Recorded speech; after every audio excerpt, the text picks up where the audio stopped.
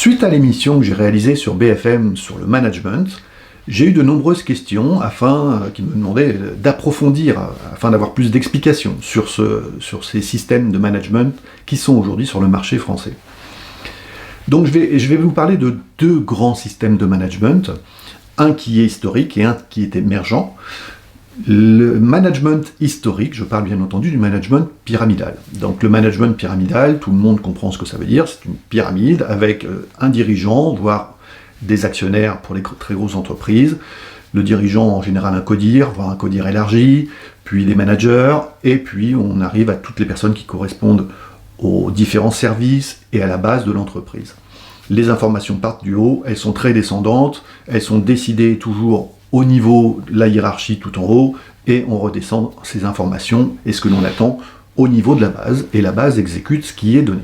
Alors ça c'est la caricature un peu du management pyramidal, mais c'est malheureusement encore le cas dans beaucoup d'entreprises. Il y a aujourd'hui une démarche de beaucoup de patrons d'entreprises qui souhaitent changer ce type de management et qui commencent à vouloir aller vers une deuxième forme de management plutôt émergente, qui est le management horizontal. Le management horizontal, c'est-à-dire que cette pyramide, cette pointe de la pyramide, on va la descendre à l'horizontale, les managers rentrent à plat dans le fonctionnement de l'entreprise avec les collaborateurs, et on va privilégier dans ce management horizontal les échanges, la communication, l'intelligence collective, l'intelligence émotionnelle, tout ce qui va faire que l'entreprise sera vraiment beaucoup plus dans la communication et que les décisions soient prises ensemble pour faire avancer l'entreprise. Donc ça, c'est une volonté de beaucoup de patrons d'entreprise, et il faut s'en réjouir puisque c'est une bonne solution.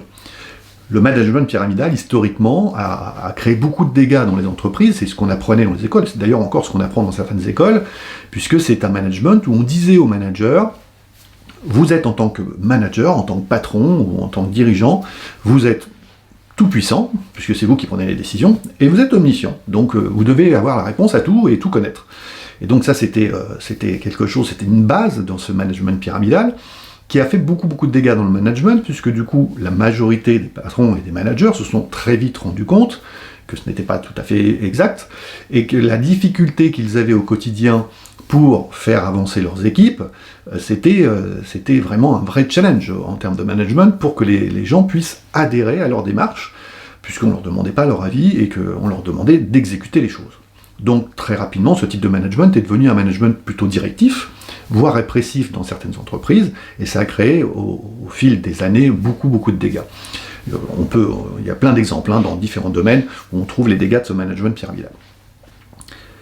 L'intérêt de changer ce type de management, c'est qu'on va aller vers un management beaucoup plus humain. Donc ça, évidemment, c'est souhaitable, c'est même ce que tout le monde et la grande majorité des gens attendent. Il y a deux aspects, deux peurs, en réalité, dans cette démarche. Le management pyramidal, la peur du manager qui fonctionne sur cette base, je suis tout puissant et omniscient, sa peur, c'est de ne pas réussir dans sa fonction et de ne pas réussir à faire ce qu'on lui demande de faire. Puisqu'on lui dit, si tu ne réussis pas, c'est que tu n'es pas compétent. Or, c'est une des plus grosses erreurs qu'on peut donner à un manager et qu'on peut dire à un manager, puisqu'on oublie que ce manager va donc s'adresser à des collaborateurs, et on oublie une chose capitale, c'est le libre arbitre de chaque personne. C'est-à-dire que tout le monde peut choisir de faire ou de ne pas faire, d'écouter ou de ne pas écouter, d'agir ou de ne pas agir. C'est le libre arbitre. Et donc un manager, il est obligatoirement confronté à des gens qui ne vont pas le suivre, qui ne vont pas accepter ce qu'il dit, qui vont dire oui, mais qui ne le feront pas. C'est la règle dans le management. C'est que tout le monde ne suivra pas. Et donc, c'est la responsabilité et le libre arbitre de chaque personne. Donc c'est pas possible pour un manager, il faut qu'il l'accepte, que tout le monde le suive et que tout le monde accepte ce qu'il dit. Dans ces démarches, eh bien, vous avez des managers qui ont dérivé vers le management directif et répressif, vous en avez d'autres qui sont partis vers des formes de management plus amicaux, donc où on devient ami avec ses collaborateurs, comme ça on arrive à faire certaines choses quand même, d'autres qui sont partis vers des formes de management type sauveur, où là on apporte les solutions à nos collaborateurs, comme ça on est aimé. Bien, chaque personne dans son type de management, si on regarde les managements, les codires, etc., chaque personne attend quelque chose et est en demande. Respect, d'être reconnu, d'être écouté, d'être apprécié, bon, voilà, il y a des tas de choses comme ça. Dans le management, au contraire horizontal, La peur qu'il y a, c'est la deuxième peur, c'est une autre peur, c'est que ce qui caractérise le management horizontal, c'est un mot très simple, la responsabilité. La responsabilité dans ce management, ça veut dire qu'on va donner la possibilité aux gens, évidemment, de s'exprimer, d'échanger, de communiquer, mais on va les rendre autonomes et responsables de ce qu'ils pensent, de ce qu'ils disent et de ce qu'ils font. On retrouve à nouveau cette congruence dont je vous ai déjà parlé. Et ça, c'est très important, puisque ça apporte à chaque personne la possibilité, en effet, de vivre et d'être reconnu en tant que personne, et donc d'être respecté en tant que personne. Là où c'est une vraie difficulté, c'est que vous avez énormément de gens qui sont formatés au management pyramidal, et qui n'ont absolument pas envie d'être responsables de quoi que ce soit. Ils ne veulent pas porter de responsabilité, ils n'en ont pas envie, ils ne souhaitent pas le faire. Ce n'est pas parce qu'ils ne sont pas compétents, c'est tout simplement parce qu'ils sont éduqués et formatés de cette façon-là. Et donc ils ont peur, eux aussi, de ne pas être à la hauteur, peur de ne pas être reconnus, peur de dire quelque chose qui n'est pas apprécié, peur de ne pas avoir les bonnes idées, des peurs et des peurs. Donc, dans le domaine du management, il n'y a pas de clé miracle, miraculeuse ou de baguette magique, et il faut jeter la pierre à personne. Chaque personne est formatée d'une certaine façon, a été éduquée d'une certaine façon, et va chercher à faire son travail du mieux possible avec les moyens qu'il a. Le résumé de tout ça, c'est que vraiment le management horizontal, c'est une vraie forme de management respectueuse de l'être humain, et c'est vers cette forme de management, d'ailleurs, que toutes les nouvelles générations, même beaucoup d'anciens, veulent aller, parce qu'ils ne reconnaissent pas le management pyramidal directif, où je décide pour vous, et je ne vous demande pas de penser.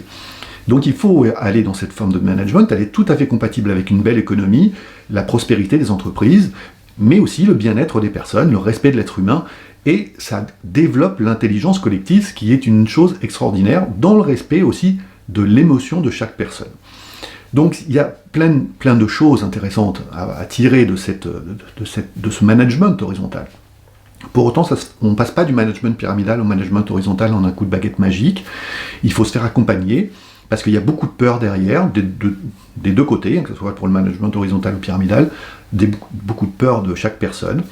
Et je le vois, moi, dans les coachings que je fais de dirigeants, quand je coach des dirigeants ou des managers, il y a très souvent, pas tout le temps, mais très souvent, on retrouve des peurs derrière les problématiques qu'ils rencontrent en tant que manager ou en tant que dirigeant, parce que c'est culturel. On doit réussir dans cette fonction, et ça nous crée une espèce de pression et de stress qui est quand même très, très importante.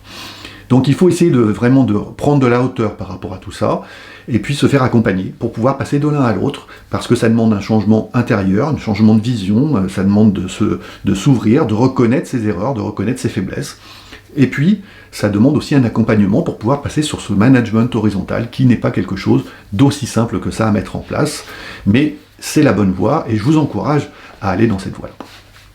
Voilà ce que je pouvais vous dire. Je vous dis à très bientôt. N'hésitez pas à partager cette vidéo, et puis n'hésitez pas aussi à me laisser des commentaires, ça sera avec plaisir. Je vous dis à bientôt dans une autre vidéo. Prenez soin de vous et restez chez vous.